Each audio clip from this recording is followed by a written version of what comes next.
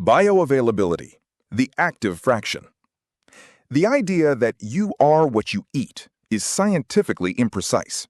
In reality, you are what you absorb. Technically, bioavailability is the fraction of an administered dose of an unchanged nutrient that reaches the systemic circulation. It is the gold standard for measuring supplement efficiency. The process is complex. Once ingested, a compound must survive the acidic environment of the stomach, permeate the intestinal wall, and bypass the first-pass metabolism in the liver. Only what remains after this gauntlet becomes available for cellular use. Verdict: ingestion does not equal absorption. Prioritize chelated or liposomal forms to maximize this fraction. Half-life, the decay curve. Why do some supplements last 15 minutes while others remain active for 12 hours? The answer lies in the decay curve.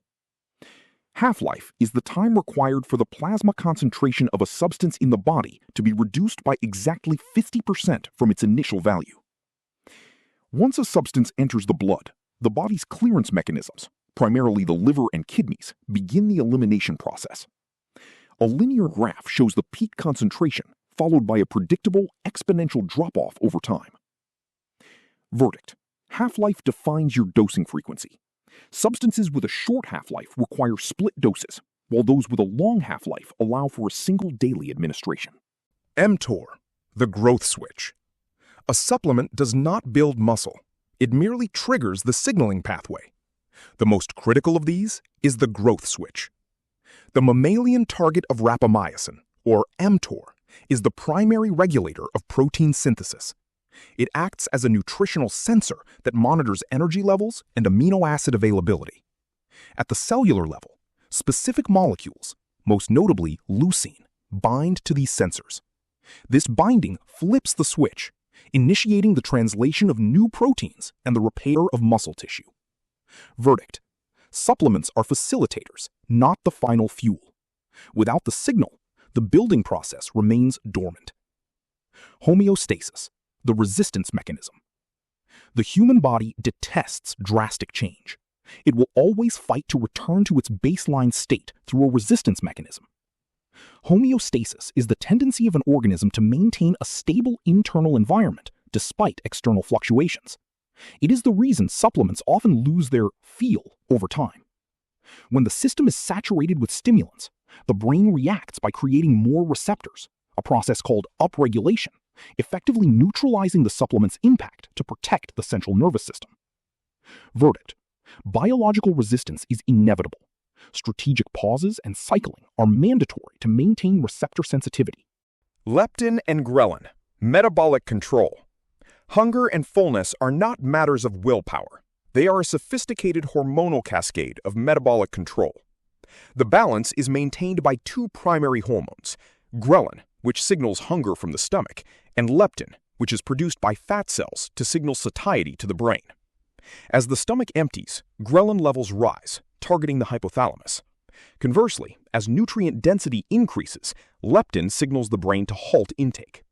Supplementation works by modulating these specific gastric sensors. Verdict: control the hormones, control the appetite. Fiber and protein are the primary tools for this modulation. Cofactors, the biochemical dependency. No vitamin or mineral works in isolation. Every reaction in the body relies on biochemical dependency.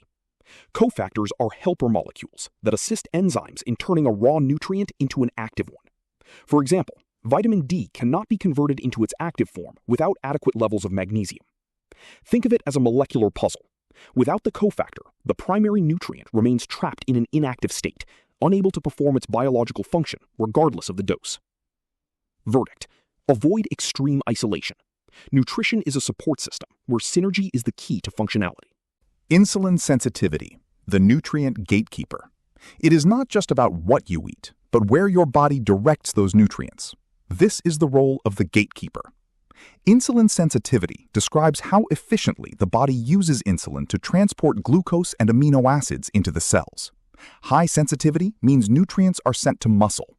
Low sensitivity often sends them to fat storage. The process functions like a lock and key. Insulin unlocks the GLUT4 receptors on the muscle cell wall, allowing nutrients to enter. Exercise is the primary optimizer, keeping these locks smooth and functional. Verdict: sensitivity is the key to nutrient partitioning. High sensitivity is the prerequisite for an anabolic environment. Placebo, the psychogenic variable. The brain can simulate physical results before a single molecule is ever absorbed. This is the psychogenic variable. A placebo is a measurable physiological response resulting from psychological expectation rather than a chemical agent.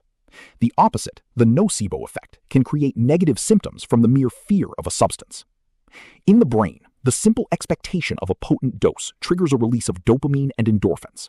This creates a perceived boost in energy or strength that precedes the actual biological onset of the supplement. Verdict: separate subjective feeling from biological fact. Data, not perception, defines real efficacy.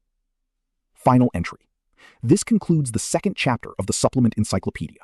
These 8 pillars are the prerequisite for any serious protocol. Data grounded in clinical evidence. Next chapter. Every supplement and its real effects explained in 15 minutes.